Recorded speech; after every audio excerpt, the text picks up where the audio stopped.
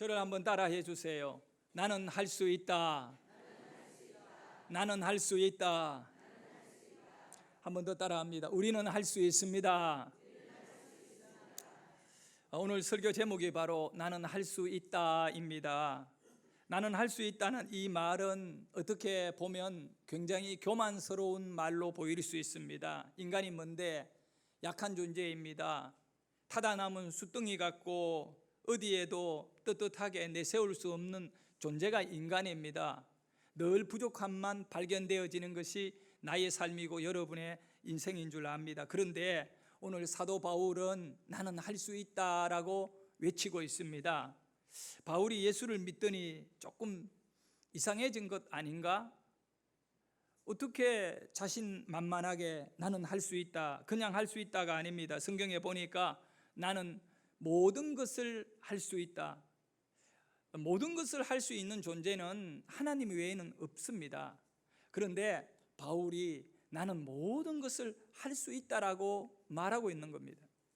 이 말씀을 통해서 우리가 다시 하나님의 뜻을 발견해야 되는 겁니다.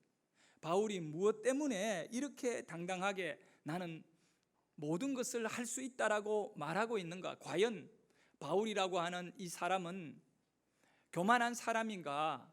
아니면 자신을 과대평가하는 망상증에 사로잡힌 정신에 문제가 있는 인물인가? 분명히 바울은 그런 문제 있는 인생은 아닙니다. 그런데 바울은 나는 모든 것을 할 수 있다라고 말하고 있습니다. 오늘 본문 빌립보서 4장 12절과 13절의 말씀을 보면 나는 비천에 처할 줄도 알고 풍부에 처할 줄도 알아 모든 일 곧 배부름과 배고픔과 풍부와 궁핍에도 처할 줄 아는 일체의 비결을 배웠노라. 내게 능력 주시는 자 안에서 내가 모든 것을 할 수 있느니라. 바울이 나는 모든 것을 할 수 있다라고 하는 이 엄청난 말씀, 이 말씀의 기초요 기둥이요 뿌리가 되는 것이 뭐냐 하면 저를 한번 따라해 주세요. 내게 능력 주시는 자 안에서, 우리에게 능력 주시는 자, 그 능력 주시는 자와 나와 함께 할 때 나는 능력을 받을 수 있는 사람이 된다면 모든 것을 할 수 있다라고 하는 이 바울의 고백인 것입니다. 분명한 사실은 나는 할 수 있다 이 말은 다른 말로 하면 바울의 입장에서는 나는 아무것도 할 수 없다 이 말입니다. 왜냐하면 내게 능력 주는 자가 없다면, 내 안에 능력 주시는 예수가 없다면 나는 아무것도 할 수 없는 무능한 존재이다 이 말인 것입니다. 여러분, 우리가 잘 아는 대로 우리 인생이라는 것은 얼마나 나약한 존재인지 모릅니다. 머리가 아프기 전에는 내 머리가 있는 줄도 모르고 살아가는 것이 우리입니다. 머리가 아프고 이빨이 아플 때 이빨의 존재를 알게 됩니다. 속이 쓰려야 위장이 있는 줄 알고 있습니다. 그런데 저와 여러분이 너무나 편안할 때에는 내게 있는 것조차 모르고 있는 겁니다. 바울이 나는 모든 것을 할 수 있다라고 하는 이 말의 의미는 나는 아무것도 할 수 없다는 것입니다. 예수님이 내게 함께 안 하면 나는 아무것도 할 수 없는 존재이다. 바울이 나는 모든 것을 할 수 있다라고 말합니다. 이 말의 의미는 여러분, 사람이 물속에 들어가면 다 죽습니다. 물론 잠시는 있을지 모르지만 10분이나 1시간이나 물에 들어가서 호흡을 할 수가 없잖아요. 여기에서 한 가지 사실은 만약에 산소통을 호흡기에 연결해 가지고 산소통을 메고 물속에 들어가면 10분을 버틸 수 있고 30분을 버틸 수 있습니다. 산소가 있는 한 1시간도 가능한 거예요.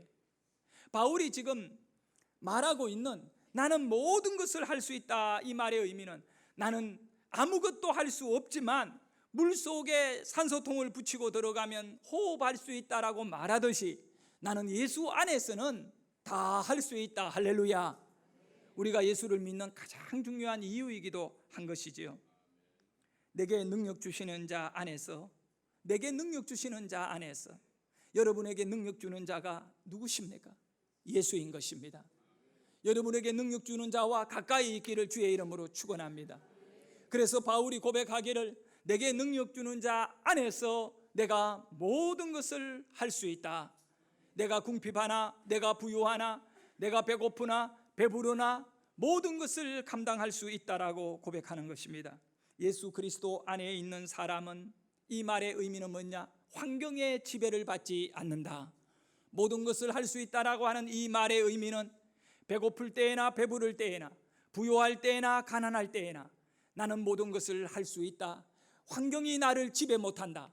내가 예수 안에 있을 때에는 내 안에 있는 비전이 그 환경을 뚫고 지나갈 것이고, 내 안에 있는 모든 주님을 향한 나의 열정이 꺾여지지 않는 그런 영적인 삶을 살아갈 수 있다라고 하는 바울의 고백인 것입니다. 여러분에게도 마찬가지입니다. 여러분 모두 다 소망을 가지고 비전을 갖고 살아가시는 가운데 환경에 어려운 문제나 좋은 일이나 막 생겨날 때 이 결국은 예수 안에 있어야 감당하는 것입니다. 그 예수와 아주 밀착된 관계에 있어야 되는 것이지요. 제가 한 10년 정도 전의 일입니다. 중국 상해에 있는 가까운 목사님이 저를 부흥회로 초청했습니다. 그래서 그곳에 가서 집회를 하는데 교인이 참 많았습니다. 그 교회가. 그리고 이제 이 전심을 좋은 중국 식당에 가서 대접을 했어요. 그래서 식사를 잘하고 다시 호텔로 이렇게 돌아가는 길에 밥 먹은 지 30분이 채 안 되는데 그 담임 목사님이 저보고, 목사님 식당 한 곳을 좀 가볼 때가 있대요.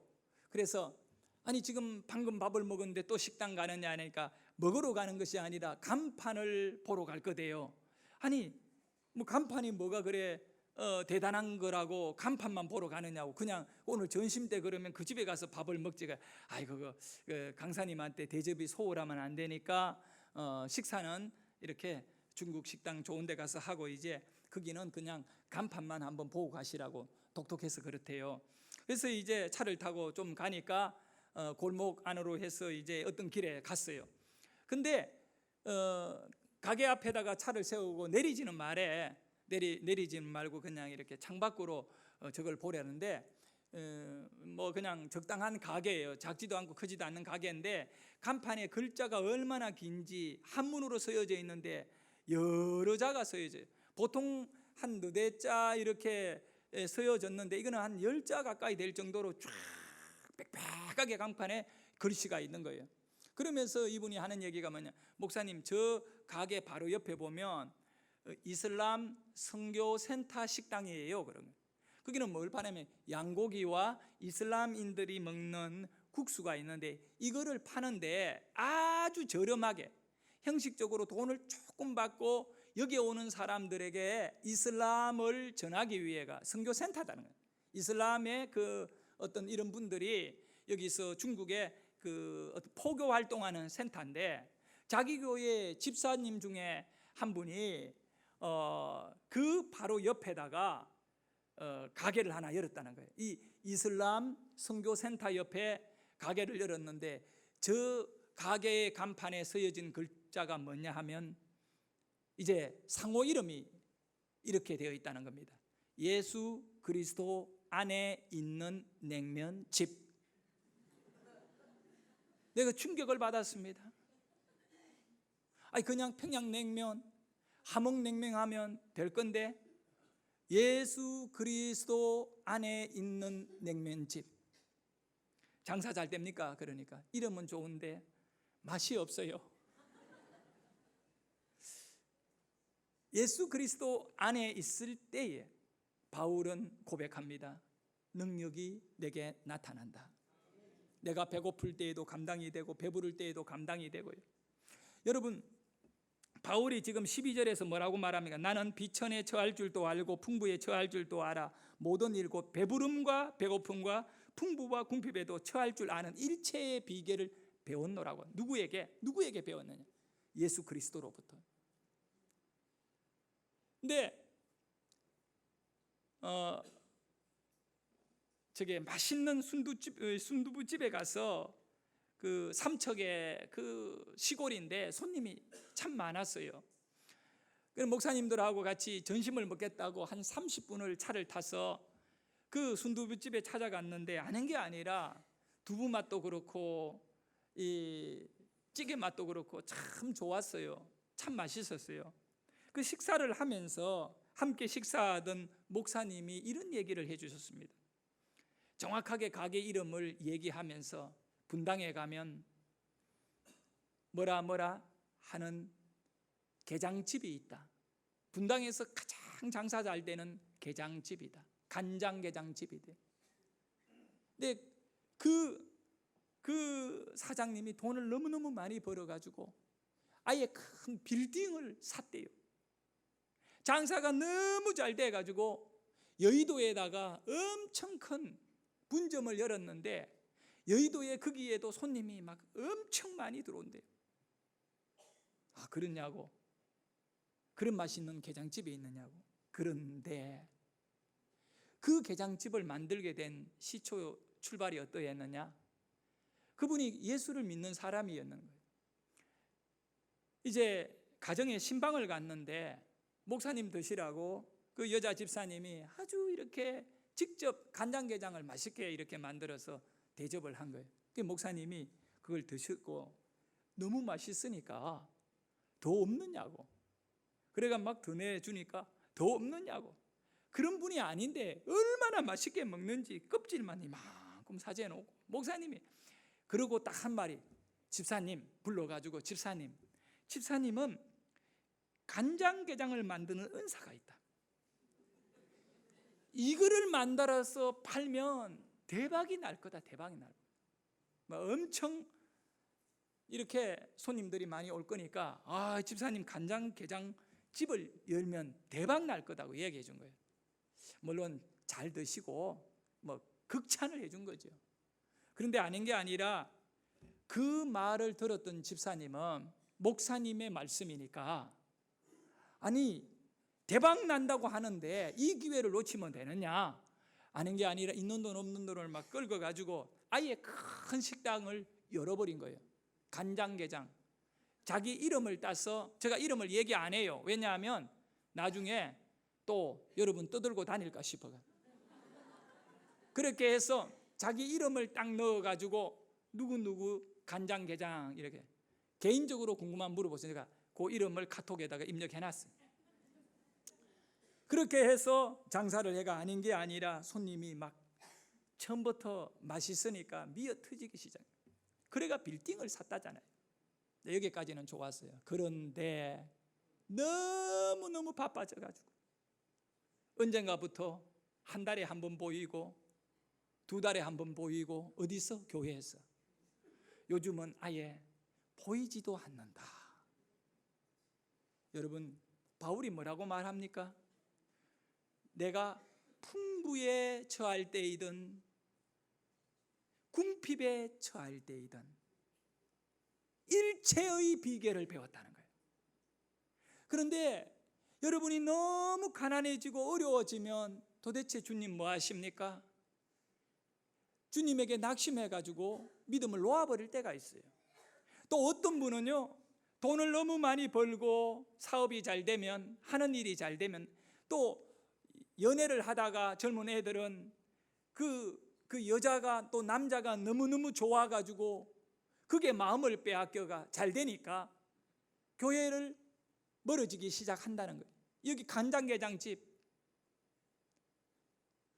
장사가 너무 잘 되니까 돈 버는 재미가 너무 좋고 빌딩 사는 재미가 너무 좋으니까 그만 교회 한 번, 두 번 안 나가는 것이 처음에는 죄스러웠지만 나중에 그는 마귀가요 면역을 딱 해가지고 면역을 알지요? 면역을 맞아가 교회 안 나가는 면역 안 나가도 처음에는 죄스럽지만 나중에는 아무 치료 안 하고 나중에 내가 돈을 좀 더 벌면 그냥 나가서 헌금이라도 많이 하지 이런 잘못된 생각으로 교회를 안 나가는 거예요. 부자가 된 게 무슨 의미가 있겠어요?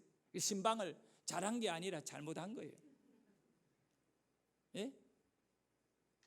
사랑하는 여러분, 우리는 이 부자가 되든 가난했든 간에 환경을 감당할 믿음이 있어야 돼요. 그걸 가리켜 바울은 내가 예수님으로부터 일체의 비결을 배웠다는 것입니다.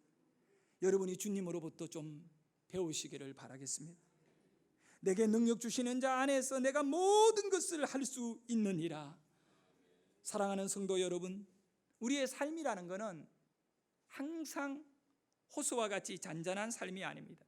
예측을 불허하는 태풍이 몰아오기도 하고요, 또 좋은 일도 있고 나쁜 일도 있는 것이 우리 인생이잖아요. 평생 불행하라는 사람이 없습니다. 평생 행복하라는 사람도 없습니다. 어떨 때는 행복하고 어떨 때는 불행하고, 이것이 늘 언제나 교차하고 있는 것 같아요. 그런데 우리가 깨달아야 될 것은, 오늘 있던 것이 없어질 수도 있고 내일 되면, 오늘 내가 없던 것이 내일에 생길 수도 있는 것이 우리 인생입니다. 고난이 나에게 다가오면 그 고난이 내가 예측한 것이라면 준비하면 되겠지요. 그런데 이 고난이라는 것들이 대충 보면 예측하지 못하는 가운데 우리에게 갑자기 나타난다는 것입니다. 그럴 때에 사람들은 이 속사람이 연약해가지고 그저 어떻게 해야 되는지 모르고 무너지고 마는 것입니다. 그래서 바울이 오늘 본문의 말씀을 우리에게 가르쳐주고 있는 겁니다. 가장 중요한 것이 뭐냐? 환경에 일어나는 좋은 일이나 나쁜 일, 여기에 끌려가지 말고 내가 이 모든 것을 감당할 수 있는 일체의 비결을 배웠다. 이 말의 의미는 내가 배웠다는 것입니다. 예수님이 우리에게 말씀합니다. 배우라, 배우라. 마태복음 11장 28절과 29절에 보면 뭘 배워야 하는지를 우리에게 말씀해 주고 있습니다. 우리 같이 읽어봅니다. 수고하고 무거운 짐진 자들아, 다 내게로 오라. 내가 너희를 쉬게 하리라. 나는 마음이 온유하고 겸손하니 나의 멍에를 메고 내게 배우라. 그리하면 너희 마음이 쉼을 얻으리니. 우리 예수님은 여러분에게 마음의 강한 능력을 가지는 것을 배우게 하시기를 원합니다. 마음이 이리 끌리가고 저리 끌리가고 마음이 이렇게 무너졌다가 저렇게 좌절하고 절망하고가 아니라, 너희들이 내게 와서 배우게 되며 내가 너희들의 마음에 평안함을 줄 수 있는 일체의 비결을 가르쳐 주겠다. 주님이 여러분에게 정말 원하시는 것은 여러분의 내면이 강하기를 원하는 것입니다. 이 속사람이거든요. 내면이라는 것은 나의 속사람. 우리는 겉만 보고 사람을 평가하면 안 돼. 우리의 속사람이 아주 중요한 것입니다. 여러분의 속사람은 신앙적 가치관 안에 놓여있는 여러분의 생각과 여러분의 믿음일 것입니다. 그리하여 여러분의 속사람이 강한 사람은 가난할 때에도 오직 예수만을 바라보고 부유할 때에도 오직 예수만을 바라보고 흐트러지지 않는 믿음을 갖게 되는 줄 믿습니다. 내면을 강하게 하는 훈련을 해야 합니다. 내면을 강하게 하는 훈련이 필요합니다. 그거 없이 그저 하나님께 나와 기도만 하면 안 됩니다. 예배만 드린다고 되는 것이 아닙니다. 여러분의 내면이 강한 가운데 기도해야 되고, 내면이 강한 가운데 참된 예배를 올려드려야 되는 겁니다. 그래서 그 내면을 강하게 하는 훈련을 해야 되는데, 배워야 되는데, 이 내면을 강하게 하는 훈련과 배움은 오직 한 가지 방법이 있습니다. 저를 한번 따라합니다. 예수님께 집중하라. 여러분의 마음을 누구에게 집중하느냐면 예수님께 집중하면 되는 거예요. 그걸 가르쳐 영어로는 포커스 온 더 지저스입니다. 포커스 온 더. 그러니까 이 포커스를 예수님께 맞추어라, 이 말의 의미입니다. 그러니까 여러분의 그 집중을 어디에다가 해야 되느냐? 오직 예수님에게만 집중하면 여러분의 속사람이 강해지는 겁니다. 많은 성도들이 예수님에게 집중하다가 낙심할 때가 있어요. 왜냐하면 환경에 일어나는 변화가 나타나지 않거든요. 나는 급한 것이 돈인데, 나는 지금 바로 급한 것이 건강인데, 내가 예수님께 나아가서 건강 달라고 물질 달라고 여기에만 매달리지 말고 예수님께 집중하십시오. 그러나 때가 되면 예수님께 집중한 그 사람에게는 내면이 강해지게 되면 돈도 건강도 다 이겨낼 수 있는 일체의 비결을 배우게 될 줄 믿습니다. 내면 세계를 강하게 하기 위해서는 예수님의 멍에를 메야 되는 것입니다. 내게 와서 내 멍에를 메고 배워라. 예수님께 배우는 겁니다. 예수님께 배우는 방법이 뭡니까? 바울이 일체의 비결을 배웠노라고 말하는 겁니다. 예수님께 배우고 나니까 나는 예수님 안에서 모든 것을 할 수 있다는 것입니다. 할렐루야. 그럼 우리도 배워야 되는 거예요. 예수님께 배운다. 그럼 예수님의 멍에를 메고 배워야 돼.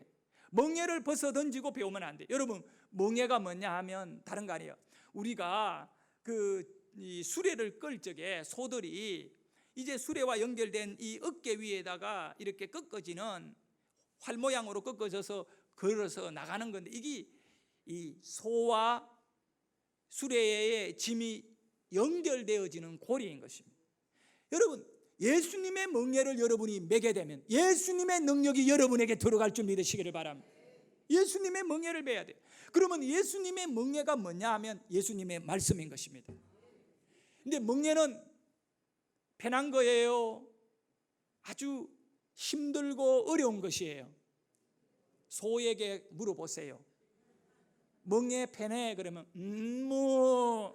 어려워? 멍에는 어려운 거야.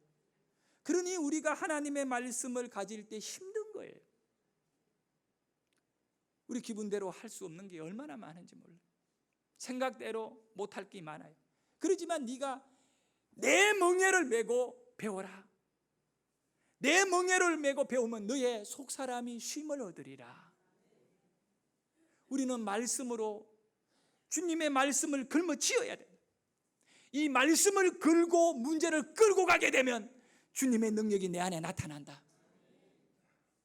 일체의 비결은 다른 데 있지 않아요. 예수님께 집중해서 예수님의 멍에를 받아내는 거예요.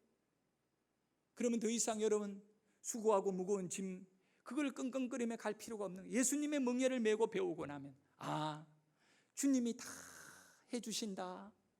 믿음으로 움직이는 인생이 될 줄 믿습니다. 믿음으로 움직이는 인물 되시기를 바랍니다. 우리 예수님께서 멍에를 매게끔 제자들에게 멍에를 메어가지고 다 내보냈잖아요. 그것이 보면 어떻냐면 12명을 뽑아가 전도를 내보냅니다. 그때 돈을 가지지 말아요. 이 전도 여행 가는데 밥도 사 먹고 잠도 자야 되는데 있는 돈도 가지고 가지 마라. 배낭도 메지 마라. 두 신발도 가지지 말고 그냥 가라.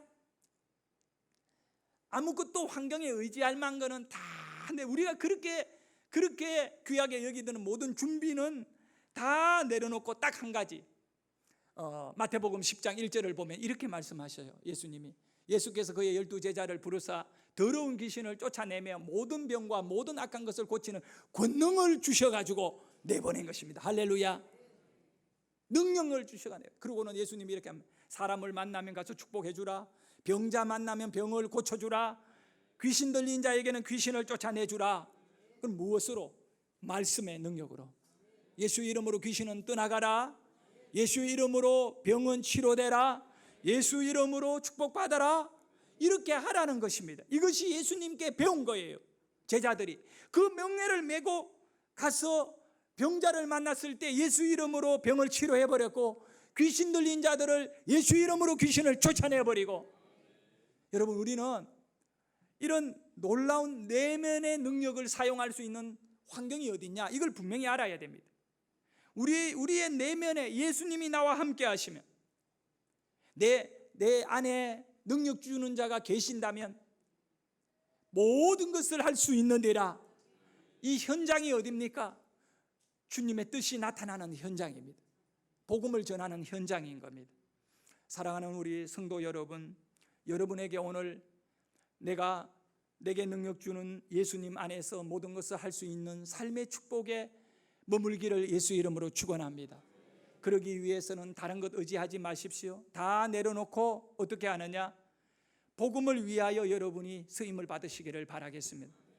오늘 이제 마지막으로 여러분에게 해피데이 1124 진행위원을 신청받고 있습니다. 정말 이 기회를 놓치지 마십시오. 여러분이 예수님께 배우시는 것은 뭐냐? 주님이 원한 바울이 복음의 전파자로 살기를 원할 때 매를 맞았습니다. 돌에 맞았습니다. 굶고 감옥에 갇혔습니다. 그러나 바울은 일체의 비결을 배웠던 것입니다. 내게 능력 주시는 자가 내 안에 있다는 겁니다. 여러분이 이 진행위원회 동참했을 때 하나님은 여러분의 내면의 능력을 주실 것입니다. 이것이 바로 주의 멍에를 매는 방법이고, 예수님 시간 없어 못합니다. 말이 안 되는 거예요. 멍에는 고통스러운 거예요. 멍에는 힘든 거예요. 시간이 부족하고 어렵고 힘들더라도 잠잘 시간에 나와야 되고 다른 일할 시간에 나와야 되고 돈 벌 시간에 나와야 된다는 거예요. 이것이 바로 내면을 강하게 하는, 속사람을 믿음으로 세우는 하나님의 방법이고 하나님이 여러분을 가르치는 것이고, 예수님 제자들에게 능력 줘서 내보내듯이 여러분이 주님 앞에 다가와 주의 멍에를 매기를 원하실 때, 전도하는 일에 쓰임받기를 원할 때 주님이 여러분에게 능력 주시는 줄 믿으시면 아멘. 능력 주실 것입니다. 여러분, 나는 아무것도 할 수 없는 사람입니다. 겸손한 말일지 모릅니다. 하나님은 사실 겸손한 사람은 가까이 하고 교만한 사람은 멀리 한다고 말씀하지 않았습니까? 그런데 여러분이 정말 내면을 강하게 하심으로 인하여 주님 안에 능치 못할 일이 없다는 믿음을 갖고 모든 것을 감당할 수 있는 일꾼 되시기를 주의 이름으로 축복합니다. 제가 지난 주간에 사진을 보면 이렇게 우리 소래노예 목회자 수련회 강사로 오신 분이 바로 저분입니다. 저분은 앞을 못 보는 명인 이재서 총장님이십니다. 종신대학교 총장님이신데 세계적으로 종합대학교 총장님이 앞을 못 보는 명인이 흔하지 않는데 아마 최초일 것 같습니다. 이재서 종신대학교 교수님이 작년 2월 달에 이 나이가 정년이 65세가 차서 이 교수에서 은퇴하셨습니다. 종신대학교 사회복지과의 교수님이셨는데 은퇴를 하고 계셨는데 올 2019년 5월 달에 5월 말에 이 종신대학교 총장님이 되셨습니다. 나이도 많이 드셨는데요, 총장님이 되셨어요. 그래서 우리나라의 이 방송국에 이런 다 뉴스도 나오고요, 대단한 그런 인물이죠. 또 그 일간 신문에도 보면 이분이 종종 어떻게 앞을 못 보는 명인이 이 큰 대학교의 총장이 되셨느냐, 그래서 이렇게 참 대단한 입지적인 인물이다 이렇게 생각할 것입니다. 그런데 이재서 총장님은 이렇게 자기 간증을 간단히 하더라고요. 전라남도 순천에서 자랐는데 초등학교를 졸업하니 아버지가 불러놓고 우리 집은 가난하니까 중학교 못 간다.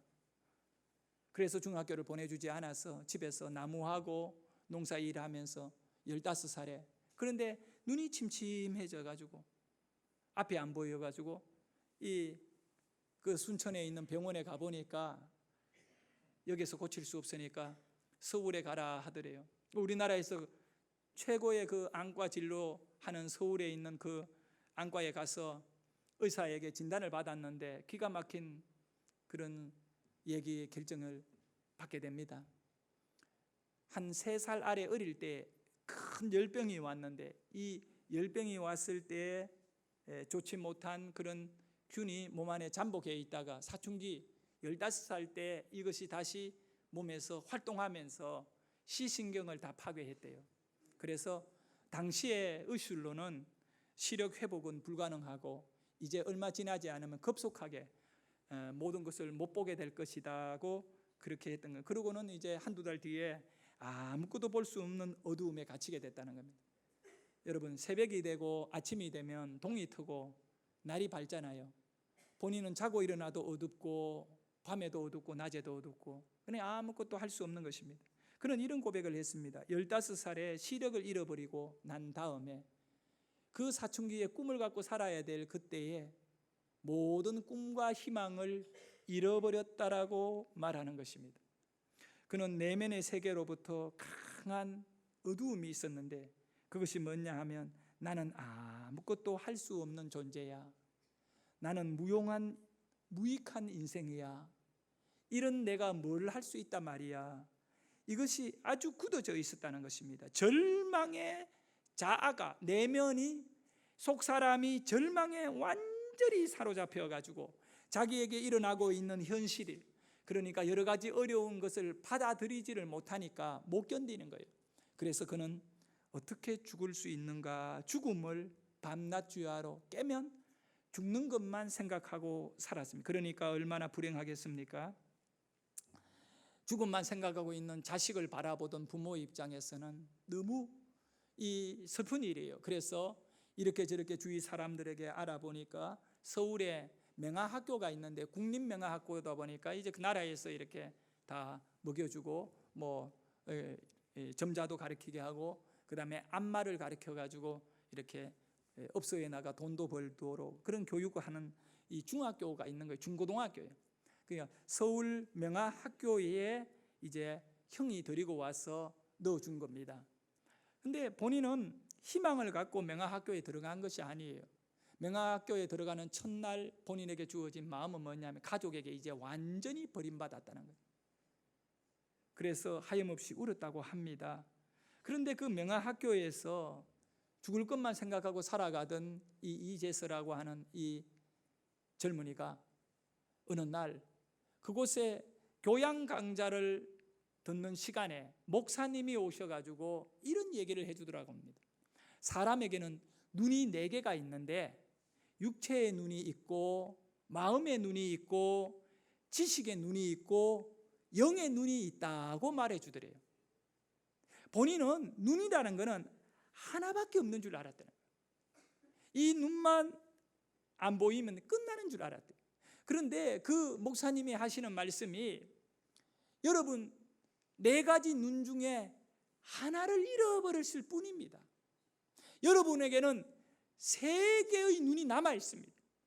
이 마음의 눈으로 지식의 눈으로 세상을 변화시키고 영의 눈으로 하나님의 나라를 볼 수 있습니다.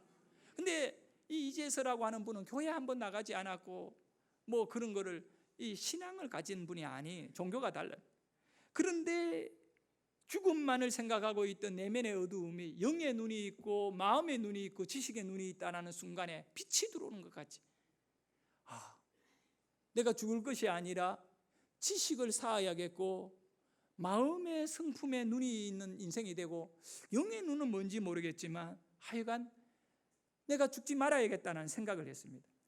그러고 난 다음에 얼마 지나지 않아 1973년 5월 달에 여의도 광장에서 이 기독교 엑스포가 있었는데 빌리그램 목사님이 오셔가지고 설교를 한다고 막 거기에 있는 맹인들 중에 교회 다니는 분들이 막 가자는데 이제서 보고 너도 갈래? 그래. 안 그래도 이 기독교가 궁금했는데 따라온 거예요. 그가 처음으로 설교를 들었는데 빌리그램 목사님 속에 나온 메시지가 뭐냐면 천국에 있다는 거예요. 비행기를 타고 하늘에 올라가면 1등석이 있고 일반석이 있는데 1등석에 가면 의자가 침대같이 피어지고 최고의 음식이 나오고 그리고 일반실에 가면 좁은 공간에 앉아 있어야 되는데 그런데 비행기는 잠깐 날아갈 뿐이지 진짜 우리가 살아가는 것은 비행기 아니라 비행기가 육지에 땅에 내리면 공항을 빠져나오면 니나 내나 다 걸어다니는 인생이고 다 똑같이 살아간다는 거예요. 그런데 비행기 안에 일반실에 앉았다고 나는 불행한 자다고 죽으면 안 된다는 거예요. 그가 그 빌리그램 목사님의 설교를 들으면서 큰 깨달음을 지금 내가 육체의 눈을 못 보는 것은 잠깐 이 세상의 일이니까 죽으면 천국이 있는데 천국은 비행기에서 내리는 순간인데 그때는 모든 사람이 다 자유를 얻는 그런 세계이니까 내가 이제 이 하나님을 제대로 믿고 영적인 그런 삶을 살아야겠다 이분이 결단을 하게 되는 것입니다. 그리고 명화학교에서 고등학교까지 졸업하고 가난해서 대학은 못 가고 집으로 내려온 것입니다. 그 순천 고향에 와가지고 성경을 배우고 싶어 집 가까이에 있는 전도사님에게 찾아가서 부탁을 한 겁니다. 나 성경 좀 배우고 싶어요. 나는 앞으로 지식의 눈을 열어가지고 셰익스피어 같이 아주 그런 훌륭한 작가가 되어 많은 사람에게 글로 감동시킬 거예요 라고 하니까 가만히 보니까 앞을 못 보는 맹인이 성경 배우겠다니까 얼마나 답답하겠어요. 그러지 말고 내가 좋은 곳을 소개할 테니까 거기 가면 하루 종일 성경만 배워요. 어딥니까? 신천지는 아니에요. 어딥니까? 묻는데 성경학교예요. 성경학교. 지금 수십 년 전에 성경학교가 굉장히 활발했어요. 순천 성경학교라는 데 2년제인데 월요일부터 금요일까지 매일 아침에 가서 오후까지 성경만 배우는 거예요. 이 목사님들이 돌아가며 과목을 가르치는데 그가 그곳에 가서 성경을 배웠는데 그 훌륭한 작가가 되어야겠다라는 꿈을 갖고 성경을 배웠죠. 근데 2년 딱 졸업할 때에는 꿈이 바뀌어 버렸습니다. 아니 작가보다 더 귀한 일이 있는 이건 말씀을 가르치는 사람이다. 그래서 그가 목사가 되기로 마음먹고 동시에 장애인 선교 단체를 만들어 한국의 수많은 장애인들을 돕는 일을 해야겠다. 본인도 못 보는 입장에서 그런 꿈을 가지게, 엄청난 꿈을 가지게 되는 거예요. 그리고 종신대학교에 원서를 내려오니까 그 교무과에서 앞을 못 보는 장애인을 어떻게 우리가 받느냐고 못 받는다 하더래요. 그래서 하루 종일 교무과에 서서 원서 받아달라고 기다리고 있으니까 그 마지막 시간에 원서가 이제 마무리되는 시간에 그게 부장이 김희보 총 그 당시에 이제 학장인데 학장에게 전화를 하더래요. 전화해서 앞을 못 보는 명인이 우리한테 원서를 넣으려고 하니까 어떻게 해야 됩니까 하니까 일단 받아는 주라. 원서는 받는 거는 자유잖아. 그런데 받았는데 이 사람이 공부를 너무 잘하는 거야. 성적이 높은 거야. 그러니 못 들어드리고 조건부 입학을 한 거죠. 하다가 뭐 제대로 안 되면 학교 포기해 주는 거로 하고 그렇게 들어갔습니다. 그렇게 들어가서 이분이 종신대학교 3학년 때 미랄 선교 단체를 만든 겁니다. 지금 우리나라의 장애인 선교 단체 중에요 최고 큰 단체입니다. 분당 쪽에 저기 가면 미랄 이 선교 기관이 있는데 거기는 초등학교부터 고등학교까지 학교도 있고 그 안에는 장애인들 직업훈련소도 있고 우리나라에서는 어마어마한 기관이에요. 전 세계에 지금 미랄이라고 하는 이 단체가 미국에, 유럽에, 호주에 여러 나라에서 재단이 만들어져서 활동하는데 그게 설립자이고 현재 총재가 누구냐? 이재서라고 하는 사람입니다. 여러분 뭐 여러 가지 간증이 있지만 다 그거를 내려놓고 이렇게 나는 아무것도 할 수 없는 사람입니다. 나는 무익한 인생입니다. 죽을 것만 생각하는 사람이었습니다. 그런데 그가 2년간 성경을 배우고 나니까 2년간 말씀을 배우고 하나님을 만나고 나니까 말씀을 가르쳐야겠다. 장애인들을 섬겨야겠다. 이 꿈을 가지고 딱 총신대 가고 미국에 가서 박사 학위 받고 총신대 교수로 돌아와서 총신대 안에 사회복지과도 만들고요. 이 엄청난 일을 하십니다.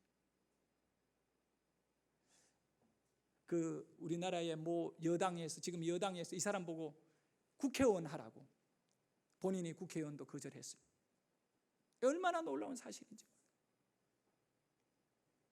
그럼 그분이 마지막 얘기가 이겁니다. 나는 앞을 못 보는 맹인입니다. 아무것도 할 수 없는 자라고 저는 생각했습니다. 가족들도 그렇게 봤습니다. 주위 사람들도 총신대학교 원서 내려가니까 앞을 못 보는 사람이 어떻게 학교를 다닐 거냐고 말했습니다. 나는 아무것도 할 수 없는 자입니다. 그런데 내가 성경을 배우고 예수님이 내 안에 계시는데 박사가 되고 총신대학교에 사회복지과도 만들고 나중에 미랄재단을 어마어마하게 세우고 그리고 총신대 총장이 되었습니다. 누가 보더라도 나는 아무것도 못하는 사람입니다. 눈을 뜨나 감으나 똑같으니까 누가 보더라도 나는 못합니다. 그런데 내게 능력 주시는 자 안에서 내가 장애인 선교단체도 했고 총신대 교수도 했고 총신대학 총장도 되었습니다. 제가 이 말씀을 듣는데 빌립보서 4장 13절이 비수같이 내 가슴에 꼽혔어요. 나는 두 눈을 멀쩡 뜨고도 목사가 되었어도 어떤 어렵고 힘든 문제를 만날 적마다 절망하고 좌절하는데 그게 아니구나. 내게 능력 주시는 자 예수가 내 안에 계시는데 바울이 고백한 대로 내게 능력 주시는 자 예수 안에 있는 나에게 능치 못할 일이 없느니라. 우리 성도들에게도 마찬가지인 것입니다. 여러분 일체의 비결을 배우셔야 하는 것입니다. 예수님의 말씀에 멍에를 메시고 배우셔야 하는 것입니다. 오늘 여러분이 헌금 시간에 이제 이 카드를 좀 제출하셔야 돼요. 왜냐하면 예수님의 멍에를 메고 배우셔야 돼요. 그리고 내게 능력 주시는 날에 나는 전도도 할 것이고 우리의 모든 가정의 일들도 다 믿음으로 세울 것이고 하나님 앞에 능력받는 여러분 되시기를 예수의 이름으로 축원합니다.